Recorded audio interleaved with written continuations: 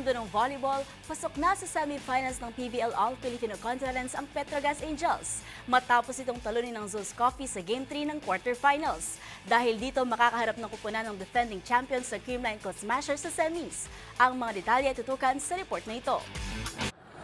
Tuluyan ng tinuldukan ng Petrogas ang kampanya ng Zeus Coffee matapos ang isang sweeping victory sa Game 3 ng kanilang quarterfinal series upang makapasok sa Final 4 ng PVL All-Filipino Conference noong Martes sa PhilSports Arena. Nakompleto ng Angels ang comeback sa serye kontra Thunderbells matapos matalo sa opener pero manalo sa huling dalawang laban para makaharap ang defending champion na Creamline sa semifinals. Nasubukan ng Petrogas noong Game 1 kung saan nagwagi ang Zeus Coffee sa isang dikdikang 25-21, 25-23 at 27-25 na laban.